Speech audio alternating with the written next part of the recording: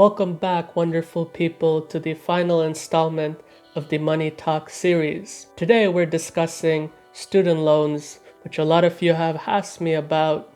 In particular, I'm talking about OSAP, which is the student loans for the province of Ontario in Canada. So if you're not from Ontario, you can leave this room now. Now, I'm just joking, you can stay. Student loans are all over the world now, and this will help you as well. So generally, OSAP or other loans, they're determined based on your family income as well as your income, but more so family income, unless you're a mature independent student, but we won't get into the caveats. So you're fresh off high school, you graduated, congratulations, you're going off to university, you apply for student loans to be able to afford those high tuitions. And you do this application, you're digging through tax forms, and at the end they should give you a number of loans and grants that you should be getting. And that amount is directly dictated by the family income that you put, as well as to a degree your own income. Unfortunately, me nor anybody on this big place called the internet has the magic formula or algorithm to how this is calculated, but you can call up your student loan providers to ask for more details. So once you get loans and grants, I want you to know the difference. Loans is money that you will have to pay back to the government.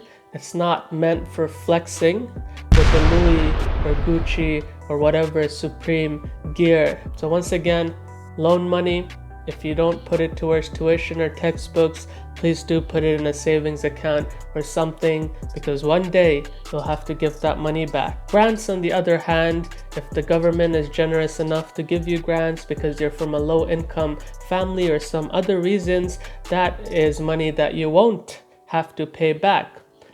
Lucky for you, good job, congratulations. But yes, obviously, if you watch this channel, you know that there's smart ways to spend and invest money and not so smart ways. So you want that grant money to go the extra mile for you by putting it to work.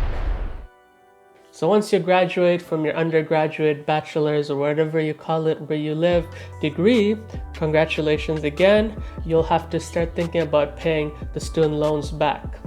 The government will probably send you a letter detailing the terms of repayment, and in the case of OSAP, interest starts accumulating right away. Although it's only a portion of the interest that accumulates, it's complicated because there's a federal portion and a provincial portion, and only on one of those portions does the interest accumulate for the first 6 grace-free period, as they call it.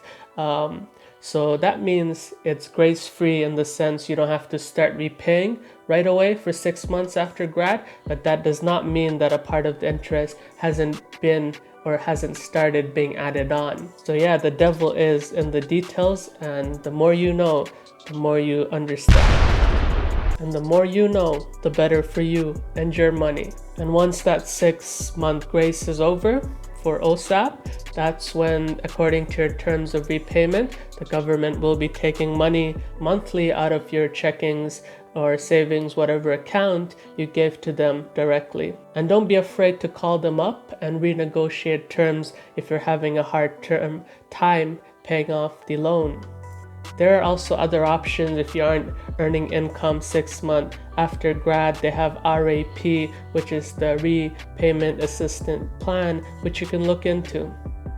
So yeah, the bottom line is, if you can't make the payment, please do get in touch with the National Loan Student Service Center.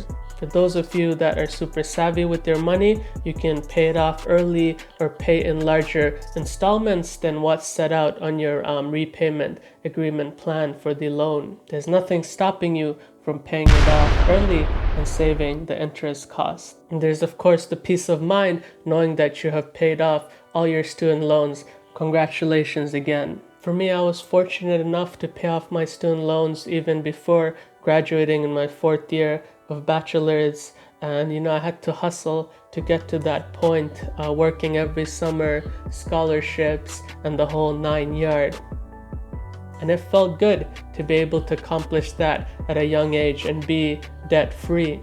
And in my own journey, a book that really helped me, because I would take tips from books, and believe it or not, I don't really read self-help books and all that, but this one I did read, and it's on my blog tahmidtalks.blogspot.com.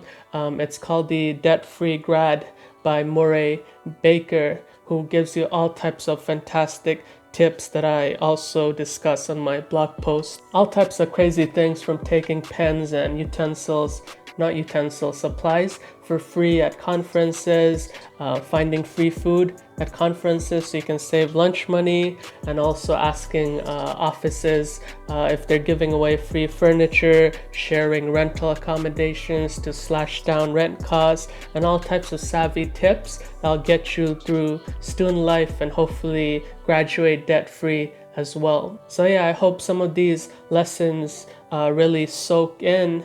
And remember, the younger you are debt-free, the more of an advantage you have to save and invest as income comes rolling in before your peak income years. So yeah, I know it's really basic.